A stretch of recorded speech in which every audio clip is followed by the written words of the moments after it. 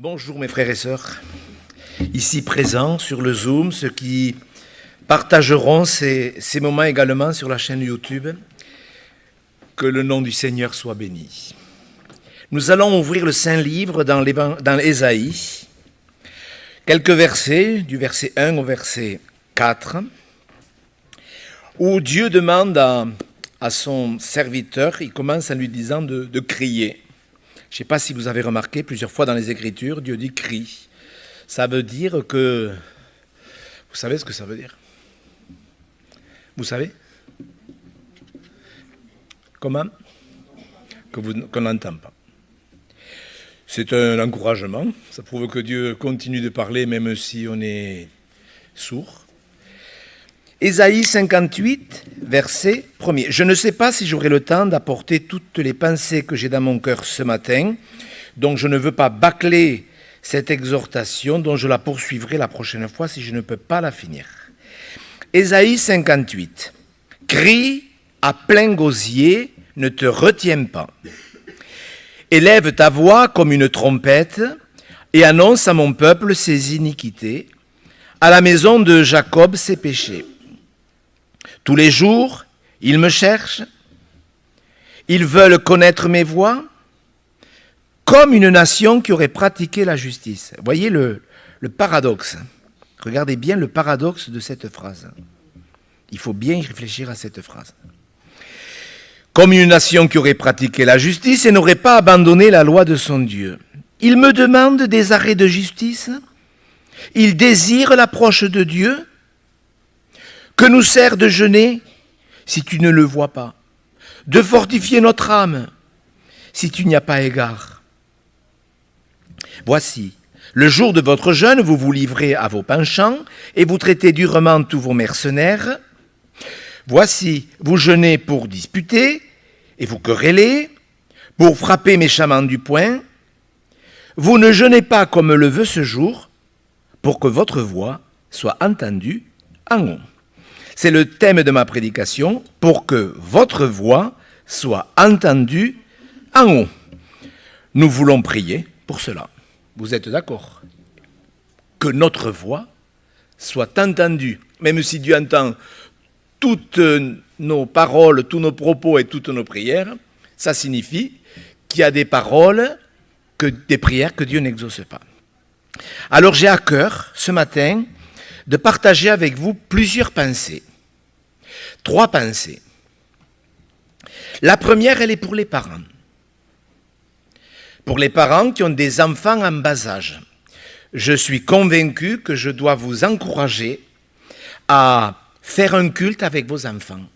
1, 2, 3 fois par semaine.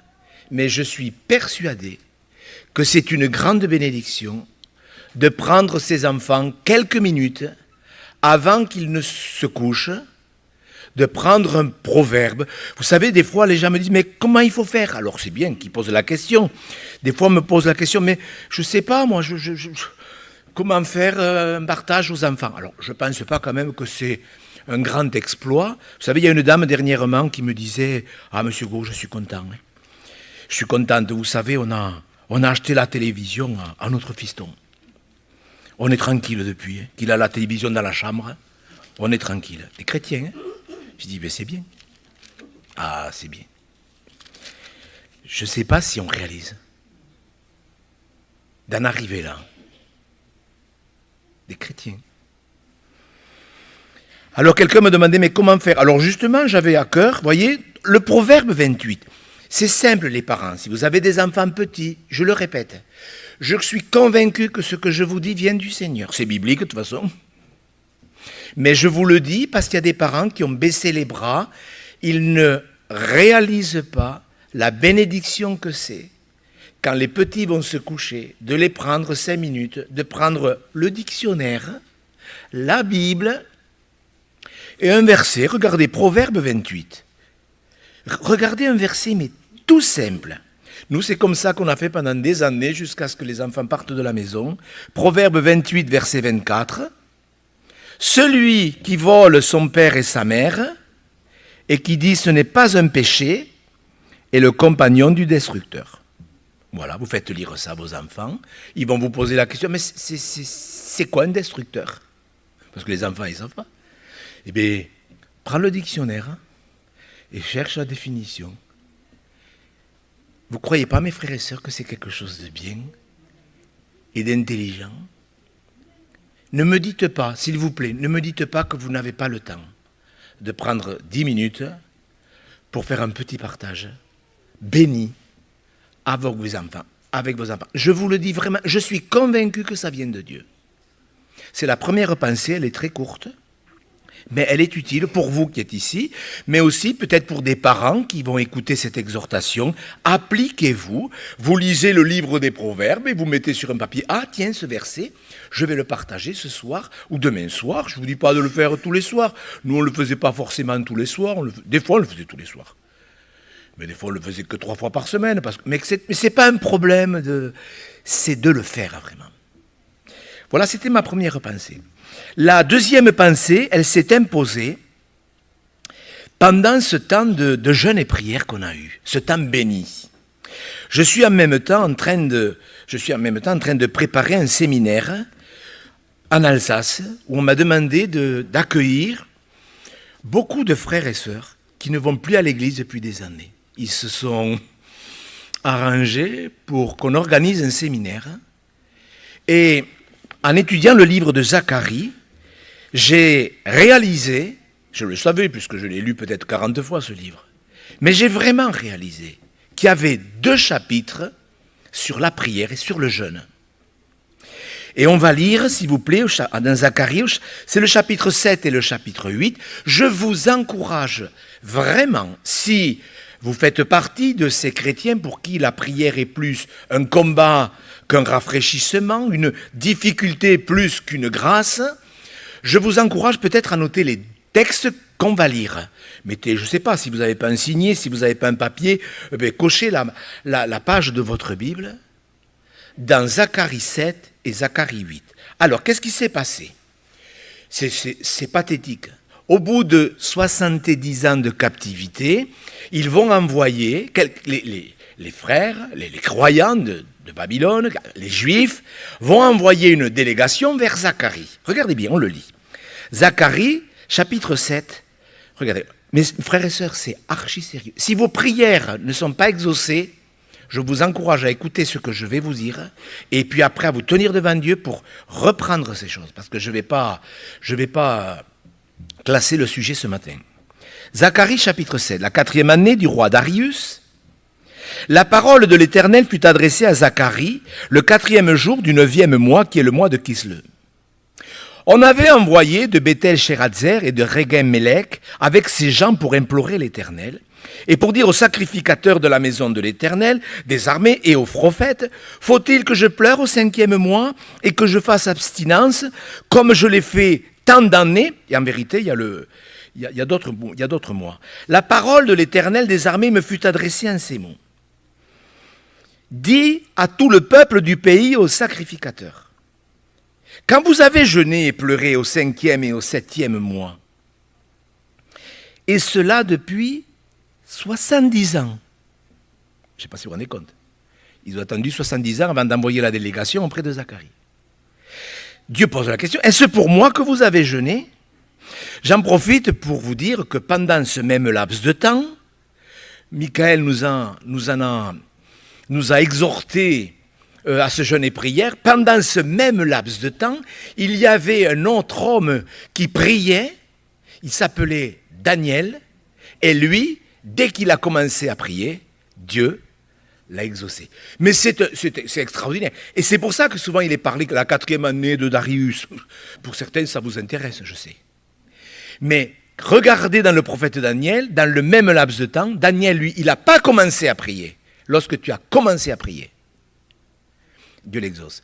Là, il prie depuis 70 ans. Alors, ils ont le réflexe de dire il faut qu'on ait une réponse, ça ne peut pas durer. Ça fait 70 ans qu'on prie, on jeûne, mais ils envoient une délégation. Ils le font sérieusement. Et bien sûr, Dieu leur répond. Est-ce pour moi que vous avez jeûné? Et quand vous mangez et buvez, n'est-ce pas vous qui mangez et vous qui buvez? Verset 8. La parole de l'Éternel fut adressée à Zacharie en ces mots. Regardez bien, frères et sœurs, parce que là, vous avez vraiment la clé. Alors c'est archi simple, c'est archi compliqué. Ainsi parlait l'Éternel des armées. Rendez véritablement la justice. Qu'est-ce que ça veut dire? Qu'est-ce que ça veut dire? Ayez l'un pour l'autre de la bonté et de la miséricorde. Qu'est-ce que ça veut dire? Ça, c'est peut-être un peu plus facile. N'opprimez pas la veuve et l'orphelin, l'étranger et le pauvre. On fera une prédication sur l'étranger. Vous avez vu en France, en Europe, le problème de l'immigration, la tournure que ça prend. Et nous, les chrétiens, on n'a pas intérêt à se faire piéger par les problèmes de l'immigration. Et nous devons savoir comment nous devons nous comporter avec les étrangers. Sinon, vous prierez pour rien. On n'en parlera pas ce matin parce que je n'ai pas le temps. Ne méditez pas l'un contre l'autre le mal dans vos cœurs. Dans vos cœurs, oui, c'est dans vos cœurs, ce n'est pas dans les paroles exprimées. Ne méditez pas l'un contre l'autre le mal dans... Mais ils refusèrent d'être attentifs. Bon, mais ça, on comprend. Au verset 8, Zacharie continue. Il faudrait lire les 2 chapitres en entier. Vous pourrez le faire quand même.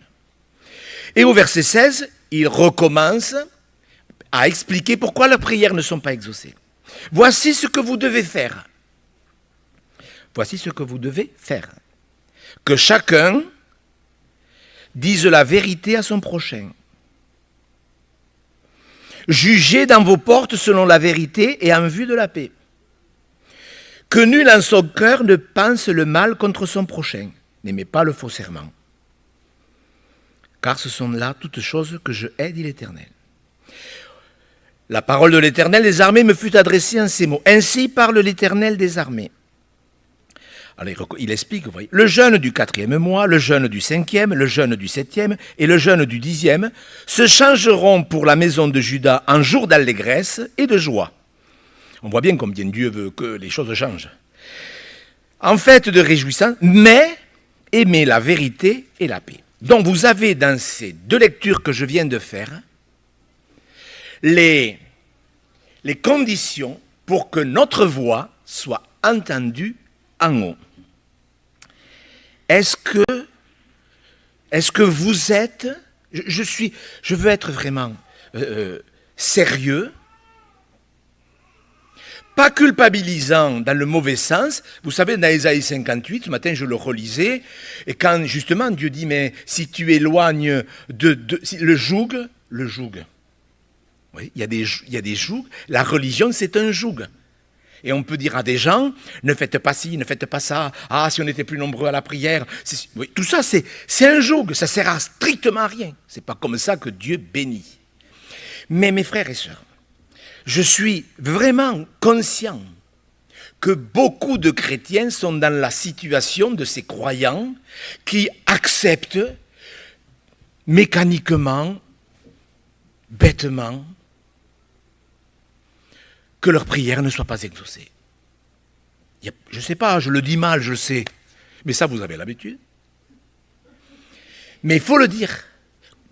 Est-ce que vous êtes soucieux que votre voix soit entendue en haut? Et il faudra que nous nous appliquions collectivement, mais individuellement.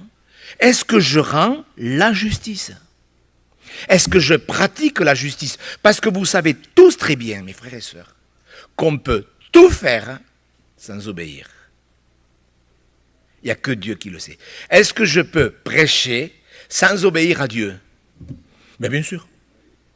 C'est ça la justice. C'est-à-dire que je ne prêche pas, j'obéis à Dieu. Après, si Dieu me demande de prêcher, je prêche. Mais je ne vais pas parler de ça ce matin parce que j'ai une autre pensée. On y reviendra une prochaine fois. Mais il faut que nous sachions, comme le don spirituel l'expliquait, parfois Dieu dit non. Est-ce que ça peut arriver que Dieu dise non? Mais il faut qu'on le sache. Il ne faut pas qu'on soit dans le flou, peut-être que c'est non, mais ce n'est pas sûr. Regardez quand l'apôtre Paul a eu cette écharde, après avoir reçu des révélations, cet homme qui était vraiment utile entre les mains de Dieu, mais on est tous utiles parce qu'on peut tous amener des âmes au Seigneur. Et il a eu une écharde dans sa chair qu'il a enduré toute sa vie. Vous connaissez ce texte. Et à 3 reprises, ça l'a tracassé. Ça, il ne comprenait pas. Et il a fait ce que tous les chrétiens doivent faire. Il a cherché Dieu, il a prié à 3 reprises. Et vous voyez comme quoi, il a prié plusieurs fois. Et à la 3e fois, il faut accepter le fait que Dieu nous teste aussi dans la détermination. À la 3e fois, Dieu lui a dit « Ma grâce te suffit. Et ma puissance se manifestera dans la faiblesse. » Et bien voilà. Et il a été utile encore plus toute sa vie malgré son handicap. Mais Dieu lui avait dit non, mais en plus, pourquoi? Et nous ne sommes pas assez sérieux. Ce matin, hier en préparant ce culte, ça fait 15 jours que je prépare. En préparant ce culte, je pensais à la légèreté des chrétiens. Beaucoup de chrétiens sont légers, ils se contentent d'une exhortation, ils sont contents, ils ont été enseignés, ils ont été exhortés, ils se sont retrouvés dans une ambiance, dans une atmosphère paisible, tout ça c'est intéressant, c'est bien, mais ça ne suffit pas. Et souvent, on sait les choses, mais on n'humilie pas son cœur. Et je pensais à Belshazzar. Vous connaissez le roi Belshazzar? Ce roi Belshazzar qui avait le privilège extraordinaire d'avoir dans son royaume, et même dans son conseil des ministres, le prophète Daniel. Et vous savez qu'un jour, il a eu l'idée, la bonne idée, ça c'est pas un reproche, de faire un festin avec ses grands. Est-ce qu'il pouvait le faire, ça? Ben oui. Il a fait un festin avec ses grands, et le problème c'est que comme il a commencé à un petit peu exagérer sur l'alcool, il a commencé à demander à faire revenir les vases de l'Éternel qui avaient été volés dans le temple de l'Éternel. Alors ces vases, c'est vrai que c'était la volonté de Dieu que tout soit pris de Jérusalem, mais le problème c'est que monsieur s'est autorisé à s'amuser avec les choses spirituelles. Et il a pris les vases qui servaient, vous savez, à l'ablution. Vous savez, quand vous lisez le livre des Nombres, vous voyez à quoi servaient tous ces vases. En fait, c'était quelque chose. Et lui, il a utilisé ça pour boire du vin. Et il y a des moments dans la vie où notre légèreté, on la paye cher. Vous savez ce qui s'est passé sur le mur de la salle à manger. Vous savez ce qui s'est passé. Et voilà que il a eu peur, ce roi. Et il a dit, mais voilà, expliquez-moi. Et puis sa mère lui a dit, mais tu sais pas, dans le royaume, il y a quelqu'un. Il va te donner l'explication. Il ne savait même pas qu'il y avait le prophète Daniel. Et ils vont faire venir le prophète Daniel. Et Daniel va lui dire, mais écoute, tu as été pesé dans la balance. Et tu as été trouvé léger. Tu n'as pas humilié ton cœur, quoique tu saches toutes ces choses. Et nous aussi, nous savons toutes ces choses. Nous les avons lues, nous les avons relues. Et ce n'est pas un reproche. Mais il me semble que parfois, nous n'allons pas assez loin dans une attitude d'humilité. Tu n'as pas humilié ton cœur. Et je crois que parfois, Dieu pourrait nous faire cette remarque. Tu n'as pas humilié ton cœur. Tu n'as pas pris le temps de réfléchir à ces choses-là, parce que tout le monde pourrait me dire, mais monsieur Gou, vous croyez nous apprendre quelque chose ce matin? On le sait, ton truc-là. Rendez véritablement la justice, ayez l'un pour l'autre de la bonté, de la miséricorde, de ne pas méditer le mal, on le sait tout ça. Ah oui? On le sait. On le sait tellement bien qu'on ne s'en occupe pas. Dieu a institué la prière, non pas pour que l'on prie. Il y a des chrétiens, ils prient pour prier. Et il y en a peut-être même au milieu de nous. Parce que Jésus nous a dit qu'il fallait prier, parce qu'on sait qu'il faut veiller et prier. On le sait tout ça, et c'est bien. Mais il y a des chrétiens, ils ne prient pas pour obtenir. Tellement ils ont pris l'habitude de ne pas être exaucés, ils prient, mais ils prient pour prier. Ils rendent grâce, ils peuvent même prier pour les autres, etc. C'est devenu une espèce de routine, de mécanisme. Mais on ne prie pas pour prier, on prie pour obtenir la grâce. Et c'est pour ça qu'il faut apprendre à prier. Vous savez, quand je préparais ce culte, je pensais à Jacques qui a dit « Quelqu'un est-il dans la souffrance ?» Qu'est-ce qu'il a dit? Qui prie? Mais prier, quelqu'un qui est dans la souffrance, prier, ce n'est pas forcément parler. C'est peut-être aussi écouter. Vous voyez ce que je veux dire? Mais nous, quand on souffre, alors, parce qu'on nous a dit qu'il faut prier. Alors, Jean, il prie, il parle. Mais il n'est pas dit « Quelqu'un est-il dans la souffrance qui parle à Dieu ?» Quelqu'un est-il dans la souffrance qu'il prie, qu'il se mette à l'écoute de Dieu, etc. Rendez vraiment la justice. Rendez, il n'est pas dit rendez la justice, rendez véritablement. C'est un sujet que je réaborderai, que j'ai déjà abordé. Et il faut absolument que ce que nous fassions, nous le fassions de tout notre cœur. Jésus avait donné cette parabole. Vous savez, ces 2 gars qui montaient au temple pour prier. Il y avait un religieux et il y avait un publicain. Vous connaissez l'affaire? Et Jésus dit, mais là, leur donna une parabole pour certaines personnes qui se persuadent, qu'elles sont justes.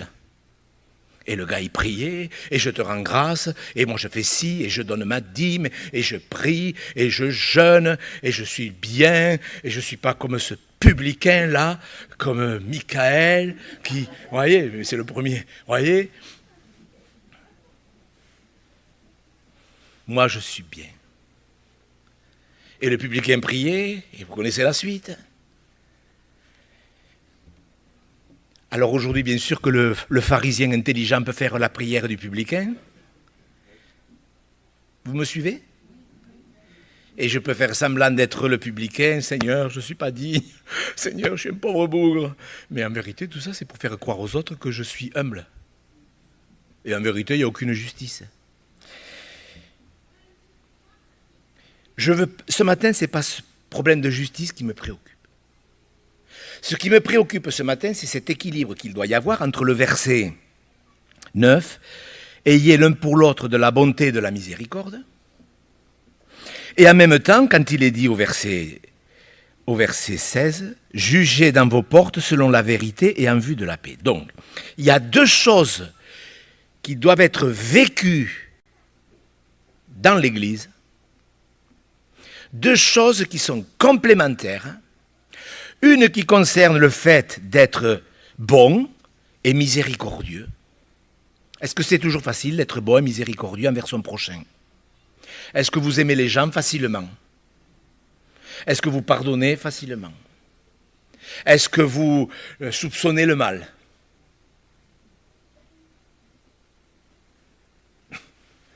Est-ce que ça vous arrive de soupçonner le mal?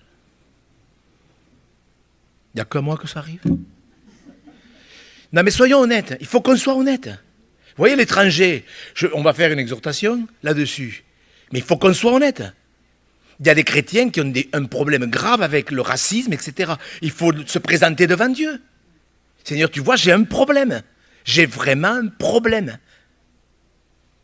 Il faut que tu m'aides. Est-ce que Dieu va vous aider? C'est ça, plutôt que de faire semblant d'aimer les étrangers. Moi j'ai vu des chrétiens qui étaient racistes, ce qui est un problème grave. C'est grave. C'est vraiment grave. C'est vraiment grave. Donc, d'un côté, avoir de la bonté. Dans la voiture, et ma femme, ce matin, on parlait de la patience de Dieu. Mais si la patience de Dieu est notre salut, elle me disait, mais il faudrait que nous aussi, nous ayons assez de patience pour le salut des autres. Vous voyez? Ne pas soupçonner le mal. Avoir de la bonté, ne pas s'ingérer dans les affaires d'autrui. Est-ce que c'est vite fait de s'ingérer dans les affaires d'autrui? Moi, il y a un verset qui m'a beaucoup interpellé, je crois que je l'ai mis dans les notes, c'est dans Pierre. Je crois que c'est un Pierre. Vous voyez, c'est un verset qui vaut la peine d'être médité. Ça fait partie des obstacles à la prière. Oui, 1 Pierre 4, verset 15. Comment on a vite fait de juger le comportement des gens, alors que la Bible nous demande de juger le péché dans l'Église. Vous voyez ce que je veux dire? Mais c'est pas quand même de la théologie de haut niveau. C'est quelque chose que tout le monde peut comprendre. Mes frères et sœurs, écoutez bien, écoutons bien. Parce que des milliers de chrétiens ont le ciel fermé, leur voix n'est pas entendue en haut, pour la simple raison qu'ils ne font pas la différence entre la bonté et le péché dans l'Église. Donc, il y a une chose qui concerne le comportement du chrétien, c'est pour ça que Jésus dit à plusieurs reprises, ne jugez pas. C'est écrit, ne jugez pas? C'est écrit. Où? Dans le Sermon sur la montagne. Non, vous n'êtes pas si publicain que ça. Dans le Sermon sur la montagne, Jésus dit, ne jugez pas. Ne jugez pas selon l'apparence, mais selon la vérité. Vous voyez? Et là, Pierre dit ceci, 15, que personne d'entre vous, en effet, ne souffre, parce qu'on souffre quand on soupçonne le mal. Comme un meurtrier, ou voleur, ou malfaiteur, ou pour s'être ingéré, vous vous rendez compte, il compare le fait de s'ingérer à des voleurs et à des meurtriers, ou pour s'être ingéré dans les affaires d'autrui. Est-ce que parce que nous sommes pasteurs, parce que nous sommes responsables, parce que nous avons de la connaissance, nous avons le droit de nous ingérer dans la vie des gens? Ben non. Et voyez, souvent on a vite fait de soupçonner le mal. Ah ben s'il est malade. Ben s'il est malade. Bon, on ne le dit pas, on le dit pas. Ou qu'avec les gens qui sont comme nous. Mais s'il est malade. S'il priait dans l'église à haute voix. S'il venait aux réunions de prière. Mais s'il venait à l'église un peu plus, peut-être qu'il serait guéri. Voyez? Vous allez me dire, mais monsieur Gou, il n'y a que vous qui pensez comme ça. Mais je sais bien. Qui on est, nous, pour juger quelqu'un qui ne prie pas à haute voix? Parce que les gens qui prient à haute voix, vous en conviendrez, sont plus spirituels que les gens qu'on n'entend pas. Vous êtes d'accord avec moi? Madame Delabre, vous êtes d'accord avec moi? Non mais on ne l'a pas entendu ça. Vous savez, quand dans Ésaïe 58, je vais le lire exactement pour ne pas me faire d'erreur. Mais quand il est dit, attendez, pour ne pas perdre la page, quand il est dit, voyez, si tu éloignes du milieu de toi le joug, c'est ça le joug de la religion, où on s'autorise à juger le comportement, à s'ingérer dans les affaires détruites. Mais t'as vu comment elle est accoutrée? Mais cette fille, elle est mondaine. Parce que pour être mondain, il faut avoir des vêtements mondains. Vous comprenez ce que je veux dire? Ça ne fait pas obstacle à l'Église, ça. À moins qu'une responsable, bien sûr, arrive avec une tenue qui ne soit pas correcte. Vous comprenez ce que je veux dire? Mais nous, il faut que nous comprenions que dans notre cœur, il ne faut pas qu'il y ait ces choses. Les gens, ils viennent quand ils veulent, c'est un lieu public. Vous avez déjà vu Jésus, sûrement, souvent, une fois qu'il avait sauvé quelqu'un, une fois qu'il avait guéri quelqu'un, dire « dimanche, Olivier, ou samedi, au sabbat, à la synagogue. » T'as intérêt. Non mais, mes frères et sœurs, je le présente de cette façon. Mais laissez-moi vous dire que notre voix peut ne pas être entendue parce que nous jugeons le comportement. C'est pour ça que Jésus dit « ne jugez point et vous ne serez pas jugés ». Ne jugez pas selon l'apparence. Parce que c'est sûr que quelqu'un qui est habillé en costume cravate est beaucoup plus spirituel que quelqu'un qui ne l'est pas. Vous êtes d'accord avec moi?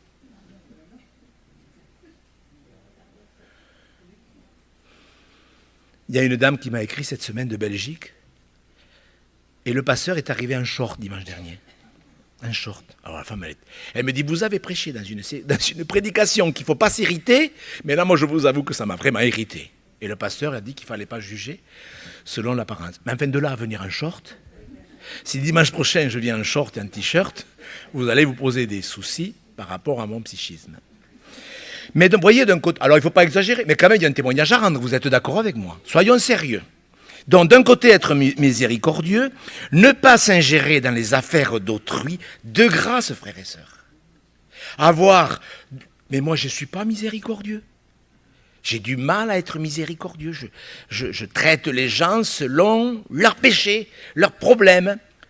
Jésus ne nous traite pas selon nos iniquités. C'est vrai écrit ou c'est pas écrit? Soyez donc miséricordieux comme votre Père est miséricordieux. C'est pas parce que quelqu'un est malade qu'il pêche. C'est pas parce que quelqu'un est en bonne santé qu'il est dans un état de sanctification absolue. Vous voyez, mais vous allez me dire, mais le raccourci il est vite fait. Mais c'est comme ça que ça marche. L'apôtre Paul, il a été abandonné de tous les hommes en Asie, de tous ses frères en Asie. Pourquoi? Parce qu'il était en prison. Et que les chrétiens disaient, mais l'apôtre Paul en prison, mais franchement, en prison, comment voulez-vous qu'il soit dans la volonté de Dieu? Et puis peut-être qu'il a bien cherché. Qu'est-ce qu'il faisait avant de se convertir, Paul? Il mettait les chrétiens en prison. Eh bien, tu vois, il a que ce qu'il mérite. Je suis sûr qu'il y en a qui l'ont passé. J'étais pas à l'époque, parce que ça remonte à quelques semaines. Mais mes frères et sœurs, est-ce que vous comprenez? Il faut pas. Est-ce que c'était bien que Paul aille en prison? Vous savez que Paul a écrit les 2/3 du Nouveau Testament, quand même. Grâce à ses séjours en prison. D'un côté, être plein de miséricorde, ne pas juger le comportement, ne pas s'ingérer dans les affaires d'autrui, ça paraît simple, mais pour certains chrétiens, ils ont besoin d'une victoire. Et deuxièmement, savoir ôter le méchant du milieu de nous. Est-ce que c'est écrit ? De ne pas tolérer le péché dans l'Église. Vous voyez ? Alors d'un côté, il y a le comportement qu'on n'a pas jugé, la tenue vestimentaire, le nombre de réunions auxquelles assistent ou pas les chrétiens. Tout ça, c'est un joug. C'est un joug. Et de l'autre, il y a la discipline. Ôtez le méchant du milieu de vous. On le lit ce texte ? Dans 1 Corinthiens chapitre 5, il y a énormément d'enseignements dans la Bible sur la discipline dans l'Église. Vous voyez cet équilibre ? C'est ce que Dieu répond par le prophète Zacharie à ses croyants qui prient depuis 70 ans pour rien. Et je peux vous dire que dans nos églises, il y a des gens qui prient depuis des décennies pour rien. Et regardez 1 Corinthiens chapitre 5 verset 12. Qu'ai-je en effet à juger ceux du dehors ? Bon, là, n'en parlons même pas. N'est-ce pas ceux du dedans que vous avez à juger ? Voyez la différence ? Ne jugez pas. Ne jugez pas selon l'apparence. Bien sûr, ça fait allusion au comportement. Et là, il nous est demandé de juger ceux du dedans, c'est-à-dire les chrétiens responsables, ou les chrétiens engagés. Pour ceux du dehors, Dieu les juge. Ôtez le méchant du milieu de vous. Alors c'est un sujet, la mise en discipline, c'est un sujet extraordinaire. Nous, on s'y applique. Je peux vous dire que je le ferai toute ma vie, parce que j'ai vu les fruits de la mise en discipline, qui n'est pas une exclusion, mais on demande aux gens de se retirer, comme c'est biblique. Lorsque des responsables pêchent, on leur demande de se retirer. Ôtez le méchant du milieu de vous. Oh, c'est vrai qu'on va peut-être me traiter de légaliste, ça m'est égal, parce que Dieu sait dans mon cœur que nous avons le souci de la présence de Dieu dans l'Église. D'ailleurs, la mise en discipline, ça commence par Matthieu 18, la première fois qu'il parle de l'Église. La première fois, il dit « Tu es Pierre et je bâtirai mon Église ». Mais la deuxième fois, où Jésus parle de l'Église, c'est dans le cadre de la discipline dans l'Église. Et Jésus dit « Si ton frère a péché », vous connaissez, on le connaît par cœur. « Si ton frère a péché, va et reprends-le entre toi et lui seul. S'il t'écoute, tu as gagné. » De toute façon, toutes les étapes de la mise en discipline, c'est dans le but de gagner les frères. C'est évident. Même l'apôtre Paul qui dira qu'il a livré Hyménée à Satan, c'est pour qu'ils apprennent à ne pas blasphémer. Que ça parte de la douceur ou que ça parte de l'extrême fermeté, le but c'est toujours de gagner. Si ton frère a péché, va et reprends-le. S'il t'écoute, tu as gagné ton frère. S'il ne t'écoute pas, gardez le texte d'un Corinthien, venez avec moi dans Matthieu 18, parce qu'on va quand même voir, les gens ne lisent pas la Bible en prenant compte du contexte. Regardez bien, Matthieu 18. Matthieu 18, donc il y a plusieurs démarches. Après, il faut faire ça avec douceur. La Bible dit reprenez avec douceur et en instruisant. Il y a tout un enseignement sur la mise en discipline. Mais regardez bien, tout cela, c'est dans Zacharie. Jugez dans vos portes, selon la vérité et la paix. Mais ayez en même temps plein de miséricorde. Regardez, verset 16, « S'il ne t'écoute pas, prends avec toi une ou deux personnes, afin que toute l'affaire se règle sur la déclaration de 2 ou 3 témoins. S'il refuse de les écouter, dis-le à l'Église. Et s'il refuse aussi d'écouter l'Église, qu'il soit pour toi comme un païen et un publicain. » Ah, mais un païen et un publicain, est-ce qu'il faut les aimer, les publicains et les païens ? Oui, ce n'est pas une question de rejet. Et regardez la suite, parce que le problème, il est là. Nous, on se gargarise depuis des années au verset 19 et 20. Regardez le contexte dans lequel a été écrit 19 et 20. Je vous le dis encore que si 2 d'entre vous s'accordent sur la terre pour demander une chose quelconque, elle leur sera accordée par mon Père qui est dans les cieux. Car là où 2 ou 3 sont assemblés à mon nom, je suis au milieu d'eux. Est-ce que ça vous rassure de savoir que Dieu est au milieu de nous ? Mais ça ne l'oblige pas à agir. Dieu agit si nous pratiquons ce qui est écrit dans le contexte. Vous comprenez bien ? Parce qu'on peut chanter en boucle pendant 70 ans, là où 2 ou 3 sont assemblés, tu es au milieu de nous, Jésus est au milieu de nous. Et c'est des beaux cantiques, en plus, moi j'aime les chanter. Mais le contexte de la présence de Dieu et du fait que nos prières sont exaucées, le contexte, c'est la discipline dans l'Église. Jugez dans vos portes, selon la vérité. Alors, dans la semaine, ça arrive, vous savez, toutes les semaines, j'ai des mails, je ne sais pas combien j'en ai. Quelqu'un m'a appelé la semaine, Monsieur Gault, on ne peut pas manger avec les rétrogrades. Non mais attends, vous savez, il y a toutes sortes de chrétiens, de questions. Ah mais Monsieur Gault, moi, un chrétien m'a dit qu'il ne fallait pas manger avec les rétrogrades. Non mais, alors, vous voyez, mais même, ça a le mérite au moins d'éclairer. Regardez dans 1 Corinthiens au chapitre 5, le contexte. Écoutez mes frères et sœurs, c'est archi important parce que c'est exactement les réponses à la réponse de Zacharie. Jugez selon vos portes. Regardez bien. Je vous ai écrit dans ma lettre de ne pas avoir de relation avec les débauchés. Non pas d'une manière absolue avec les débauchés de ce monde, ou avec les cupides et les ravisseurs, ou avec les idolâtres, autrement il nous faudrait sortir du monde. Bon, c'est clair ? Bon. Maintenant, ce que je vous ai écrit, c'est de ne pas avoir de relation avec quelqu'un qui se nommant frère est débauché, ou cupide, ou idolâtre, ou outrageux, ou ivrogne, ou ravisseur, de ne même pas manger avec un tel homme. Oui, c'est pour ça que la personne posait la question. Parce qu'on lui avait enseigné le contraire. Alors je vous explique.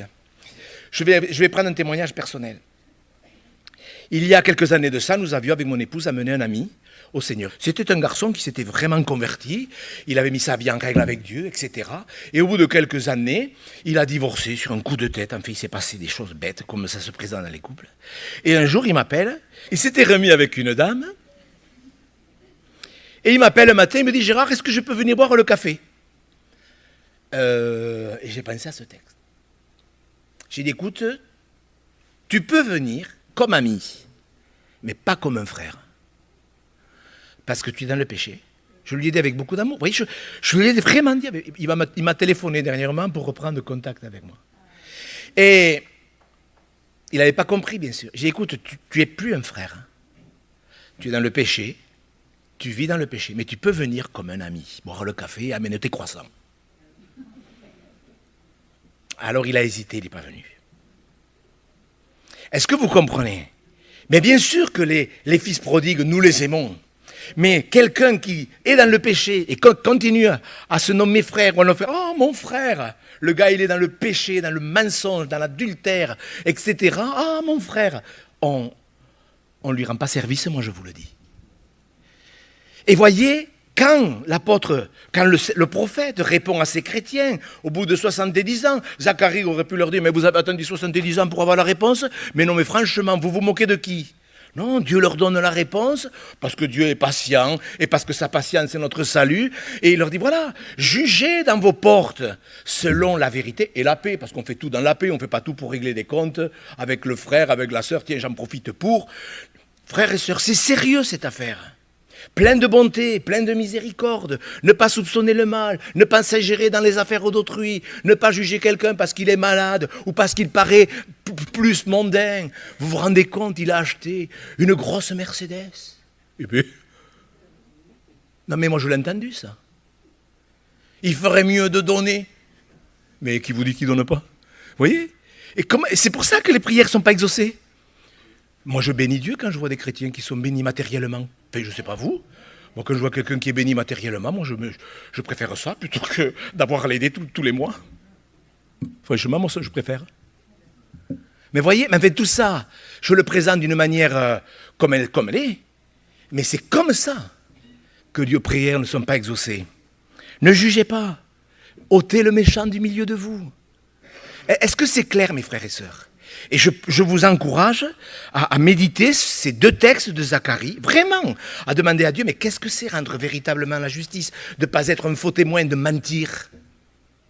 De mentir. C'est des choses que Dieu déteste. Ah, mais j'ai menti. J'ai menti. Eh bien, je vais demander pardon. Ça te coûte ? Oui. Je vais le faire. Je vais le faire par texto pour commencer. Moi, des fois, il y a des gens, je ne sais pas comment faire. Mais j'ai fait-le par texto. Dites-leur la vérité. Je ne sais pas comment te le dire. J'ai une honte, mais je te demande pardon. Mais c'est pas bien ça. Il y a des gens, je ne sais pas comment faire, je ne le fais pas. Mais non, dites-le, je ne sais pas comment faire. Frères et sœurs, Dieu veut exaucer nos prières.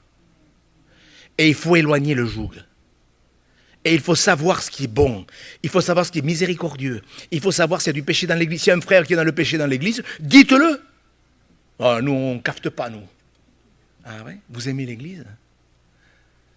Moi, je crois que dans une église, quand on voit l'apôtre Paul qui dénonce et l'un et l'autre, et Démas et Alexandre le forgeron, pourquoi il fait ça? Pour régler des comptes? Non, il fait ça pour protéger l'église. Parce qu'un vrai chrétien, il protège l'église. Troisième pensée, on y reviendra. La troisième pensée, je ne vais pas peut-être l'aborder beaucoup, mais elle est liée quand même à quelque chose, puisqu'il est dit dans ces conditions de ne pas opprimer le pauvre. Vous savez, il y a des mots aujourd'hui qu'on n'utilise plus. Opprimer, on ne l'utilise pas. Mais mettre la pression, c'est un mot qu'on utilise. Ça veut dire ça. Dans le dictionnaire, si vous regardez, opprimer, mettre la pression. Est-ce qu'on peut mettre la pression aux pauvres, aux faibles? Le pauvre, ça veut dire faible aussi. Oui.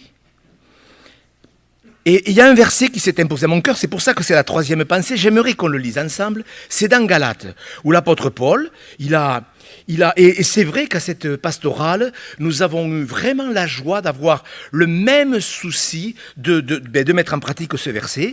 Lisez-le avec moi. Vous voyez, Galates chapitre, alors je crois que c'est le chapitre 2, oui, verset 10. C'est un verset que je prendrai le soin d'expliquer avec tout ce qui va avec. Mais c'est quand même une bénédiction. Galates chapitre 2 verset 10, c'est ma troisième pensée. Ils nous recommandèrent seulement de nous souvenir des pauvres, ce que j'ai eu bien soin de faire. Amen. Vous pouvez dire amen. Dans le sens où il y a une bénédiction derrière cela, et c'est ce que nous sommes en train de faire. Alors il y a plein de choses. Les orphelins, nous nous en occupons. D'ailleurs, j'ai demandé à ce que soient affichés 2 petits tableaux. Je les ai demandés à la FEDEB, donc à la Fédération des Églises Bibliques, pour le côté de l'entraide et le côté de l'action missionnaire. Vous pouvez le mettre, le premier tableau. J'ai demandé que l'on projette quelque chose. Oula, il va falloir le rétrécir, non? Oui. Écoutez-moi, frères et sœurs. Des pauvres, il y en aura. Est-ce que c'est écrit? Vous aurez toujours des pauvres, c'est écrit. Le pauvre et le riche se rencontrent, l'Éternel a créé l'un et l'autre. Alors il y a les pauvres dans notre pays, il y a les enfants dans notre pays. Vous savez que nous avons mis en place une colonie. Vous savez écoutez-moi bien, frères et sœurs, on a mis en place une colonie, ça a très bien marché, des enfants se sont convertis, mais par exemple, à la fin, le pasteur qui a organisé la colonie nous a dit qu'il y avait eu par exemple, un déficit de 1 600 €. Je ne pensais pas en parler, mais je vous le dis parce qu'il ne faut pas s'occuper que des orphelins ou des pauvres du Togo. Je pense que c'est bien aussi de nous occuper des enfants. Des enfants de nos églises qu'on veut aider, parce que s'il y a des enfants qui ne peuvent pas se payer la colo, moi je crois que c'est bien qu'on le soutienne. Vous êtes d'accord? Et on va travailler à cela, voyez, quand il est dit n'opprimez pas la veuve ou l'orphelin. Alors voyez, j'ai demandé à la responsable de la mission de nous donner un descriptif un petit peu de ce qu'on peut faire. Parce que vous avez vu, sur l'autre tableau, vous avez je ne sais pas si vous l'avez mis, par exemple, j'ai demandé, dites-moi combien coûte une tonne de mil. Une tonne de mil, ça coûte 659 €. Vous l'avez l'autre tableau, s'il vous plaît? Vous pouvez le mettre? On va d'abord, voilà. Vraiment, j'ai eu à cœur de le faire. Parce qu'il y a des gens, justement, qui n'ont pas beaucoup de moyens. Vous êtes d'accord? Il y a des chrétiens, mais vous savez, sur l'autre tableau, avec 1,50 €, on peut nourrir un enfant. Vous ne trouvez pas que c'est merveilleux? Moi, je ne sais pas, vous savez, M. Gou, moi, je n'ai pas beaucoup d'argent. Oui, mais avec 15 €, vous nourrissez 10 enfants. Ah bon, avec 10 €? Ben 10 plats. 10 plats. Non mais c'est ça qui est bien. Frères et sœurs, c'est archi important que nous comprenions les choses. Une tonne de mil, 659 €. Une tonne de maïs, 440. 20 sacs de riz, vous voyez, ça fait 660 €. Un sac, 66 €. Et avec un sac, vous nourrissez plus de 20 personnes pendant une semaine. Le soutien scolaire pour les enfants, vous voyez, 150 € par an. Il nous a montré une photo d'un frère qui soutient depuis une vingtaine d'années. C'était un orphelin, écoutez bien. Un orphelin, ils ont pourvu l'école, la nourriture. Aujourd'hui, il est en 3e année de médecine et il veut être médecin pour s'occuper des gens de son village. Vous ne trouvez pas que c'est bien? C'est ça l'aide. On ne donne pas de l'argent pour donner de l'argent. Vous savez, moi, toutes les semaines, les gens me disent, Monsieur Gau, est-ce que je dois donner à mon église? J'ai dit, si elle travaille pour le royaume de Dieu, donnez pour votre église. Si c'est pour des choses qui n'ont rien à voir avec le royaume de Dieu, moi je ne le donnerai pas. Après, les gens, ils peuvent... J'ai dit, si vous voulez donner, parce qu'après tout, vous mettez ça entre les mains de Dieu, c'est le conseil d'administration qui gère l'argent, vous pouvez en faire un acte de foi. Mais moi, il y a un monsieur cette semaine qui m'a dit, Monsieur Gau, voilà, je ne peux pas... Dans mon église, on organise des concerts de rock, je ne peux plus donner. J'ai dit, ben, vous avez bien fait. Mais c'est... Écoutez, je ne sais pas comment vous le prenez, mais moi, je vais vous dire, l'argent, ça doit servir au salut des âmes et au soutien des veuves, des orphelins et de nos enfants, parce que moi, je crois que nos enfants, Dieu veut qu'ils se convertissent. Tous. Tous. Dieu ne nous a pas donné des enfants pour qu'ils aillent en enfer. Après, ils peuvent choisir, eux, de ne pas vouloir aller au ciel, mais je crois que la volonté de Dieu, c'est que nos enfants aillent tous au ciel. Donc, voyez, c'est bien. Vous voyez, le soutien du salaire des professeurs, on soutient des professeurs. L'autre fois, on nous a demandé si on pouvait acheter une moto. Hop, de suite, on a donné l'argent pour une moto, pour un pasteur, pour vaquer à ses occupations, parce qu'il faisait tout à pied. Et vous voyez, tout ça, c'est votre argent. Et la Bible est claire que chacun donne comme il a résolu dans son cœur, sans tristesse ni contrainte, car Dieu aime celui qui donne avec joie. Et je voudrais le faire, parce que le problème de l'argent, c'est archi délicat, mais moi, je ne le fais pas pour nous. Nous, on a vraiment tout ce qu'il faut. Je le fais pour vous, mes frères et sœurs, pour que vous puissiez faire ce que Dieu vous demande. Vous connaissez quand Paul dit aux Corinthiens, il y a ceux qui travaillent avec de l'or, de l'argent, des pierres précieuses, et il y a ceux qui travaillent avec du foin, du chaume, de la paille, donc ceux qui font des œuvres charnelles et ceux qui font des œuvres spirituelles. Et il faut que nous, les pasteurs, nous nous appliquions à ce que les chrétiens qui nous rejoignent, les chrétiens des églises, puissent faire les choses que Dieu veut. Ils nous recommandèrent de nous occuper des pauvres. Ce que nous avons eu bien soin de faire. Il y a des pauvres matériellement, il y a des pauvres spirituellement, et on ne va pas les opprimer, on va les bénir. On ne va pas dire à quelqu'un qui est pauvre, ah ben si tu donnais ta dîme, tiens justement, ah mais tu serais peut-être pas dans ce bazar. Mais ça c'est jamais arrivé. C'est jamais arrivé ça.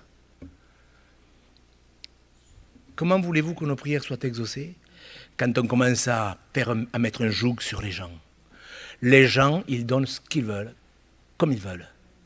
Ce qu'il faut qu'ils fassent, c'est qu'ils le fassent pour le royaume de Dieu. C'est sérieux tout ça. Vous voyez l'autre tableau, vous voyez le parrainage des enfants. Et c'est vrai qu'au Togo, vraiment, c'est la Fédération des Églises bibliques qui s'occupe vraiment de Monde Action. Monde Action a délégué la partie du Togo à notre fédération. Et nous nous en occupons, et je peux vous dire que nous sommes vraiment encouragés. Voilà. Vous voyez, c'est bien. Vous voyez, vous l'avez, ça va être affiché sur le site, bien sûr, sur la chaîne. Vous voyez, vous avez une idée exacte. Moi, je trouve que c'est beau. Vous savez, je termine avec ce témoignage. Quand nous avons été pasteurs à Groyer, il y a 34 ans, nous avions été dans une petite église où il n'y avait presque plus personne, qui ne tournait pas. Une église qui ne pouvait pas payer le pasteur. Il y avait plusieurs mois de salaire qu'on devait au pasteur quand je suis arrivé. Et vraiment, c'est une église qui était en difficulté. Elle était aidée par l'entraide, c'était bien. Et moi, le 3e mois, je me souviens, j'étais en train de prêcher. Et je pensais à des choses qui sont bibliques. Celui qui donne le blé, ben, Dieu le bénit. Vous connaissez tous ces textes. Et j'ai dit en prêchant, je ne le ferai pas aujourd'hui. Aujourd'hui, je pense que je passerai d'abord par le conseil d'administration quand même. Mais je n'étais pas comme aujourd'hui. Et j'ai dit, écoutez, on va donner. Je me rappelle, il y avait le trésorier à la place de Madame Pardigona. Il a ouvert des yeux. Et j'ai dit, on va donner. Vous savez ce qu'on va faire à partir du mois prochain? On va donner. Écoutez bien, frère. Ce témoignage, je l'ai vraiment reçu quand j'étais en train de prier hier soir. On a commencé... Alors, 8 euros, je le dis en euros, 8 euros pour l'action sociale à mission, 8 euros. 15 euros pour l'action missionnaire, 10 € pour, à l'époque c'était Christ vous appelle, etc. On donnait 70 €, 80 € par mois. Il y en a un qui m'a dit, mais monsieur Go, qu'est-ce qu'ils vont penser à l'action sociale, à la mission, quand ils vont recevoir 8 €? Je ne sais pas ce qu'ils vont penser. Mais ce que je crois, c'est que Dieu voit ce qu'on fait. Et vraiment, le Seigneur nous a bénis. Le mois d'après... Alors, vous voyez, c'est ça qui peut être culpabilisant, ce que je vais dire. Et ce que je vais dire, attention, de ne pas mal interpréter. Le mois d'après, nous n'avions plus besoin de la caisse du secteur pour tourner. Les chrétiens étaient heureux de donner. Il y avait des chrétiens pauvres, mais pauvres matériellement, mais qui donnaient 5 francs. Vous voyez, c'était... Mais quelle joie! Et je vous assure, l'Église a été bénie. Mais voyez, si on le fait pour être béni, ça y est, on part de travers. Vous voyez, ah, ça y est, on a un truc. Il a un truc, monsieur Go. Il n'y a pas de truc. Rendez véritablement la justice. Dieu regarde au cœur. Il regarde le cœur. Comment je donne? Mais moi, je ne peux pas donner ma dîme. Tout a augmenté. Je peux donner que 2%. Eh bien, donnez que 2%. Je ne peux pas donner. Eh bien, ne donnez pas. Mais que dans l'Église, nous ayons l'un pour l'autre beaucoup d'amour et de miséricorde. Le comportement des gens, ce n'est pas notre problème. Nous, notre problème, c'est le péché dans l'Église. Et il faut que si vous êtes vraiment des hommes honnêtes... Dernièrement, il y a une jeune fille qui est venue me voir et qui m'a dit, monsieur Go, il y a eu ça. Un jeune qui n'est pas encore engagé, mais qui a eu un comportement déplacé. Et j'ai apprécié qu'elle me le dise, parce que j'ai expliqué à ce jeune. Et je crois que dans l'Église, on veille les uns sur les autres. Mes frères et sœurs, ça vaut vraiment la peine de reprendre ces choses. De reprendre les 2 textes dans Zacharie 7 et 8. Peut-être de se mettre à genoux et dire, Seigneur, il faut que je comprenne ces choses. Moi, je ne suis pas au clair là sur ne pas juger, puis juger le péché. Tout ça, moi, c'est compliqué. Dieu vous éclairera. Si quelqu'un veut connaître sa volonté, il connaîtra. Ceux qui ne connaissent pas la volonté de Dieu, c'est qu'ils ne veulent pas la connaître. Alors on va demander au Seigneur qui nous aide, tous. Vous qui êtes sur la chaîne, vous qui êtes sur le Zoom, vous qui êtes ici dans cette assemblée, nous allons tous demander sincèrement de l'aide au Seigneur. Parce que vous et moi, c'est sûr, nous avons tous des progrès à faire dans un domaine ou l'autre. Parce que c'est facile de critiquer, ah lui il n'aime pas les étrangers, mais peut-être il n'est pas converti. Mais peut-être que moi j'ai un autre problème. D'avoir de la miséricorde peut-être pour ma femme ou mes enfants. Notre Père, nous te remercions pour la façon dont tu as utilisé le prophète Zacharie pour répondre à ces croyants qui piétinaient depuis des décennies.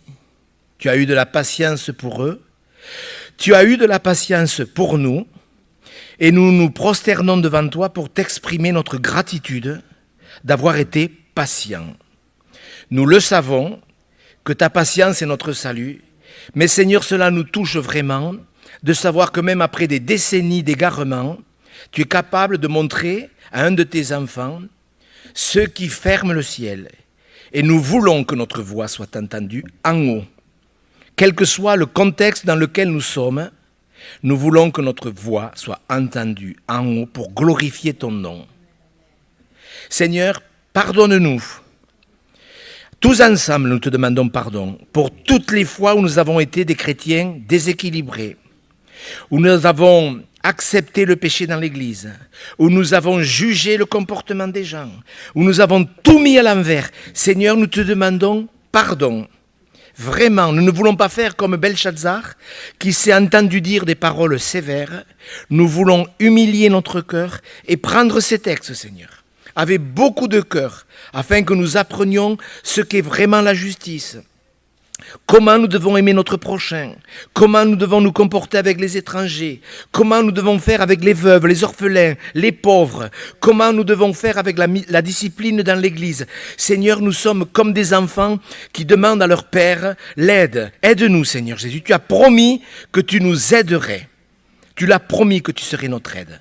Alors nous nous confions en toi et nous te demandons pour le royaume de Dieu, pour tous ces frères et sœurs qui nous suivent, pour tous ces frères et sœurs qui écouteront cette exhortation, de nous donner cette véritable piété afin que notre voix soit entendue lorsque nous nous mettons en prière. Merci Seigneur, merci de ne pas nous laisser attendre, merci de nous montrer les choses lorsque nous sommes sincères.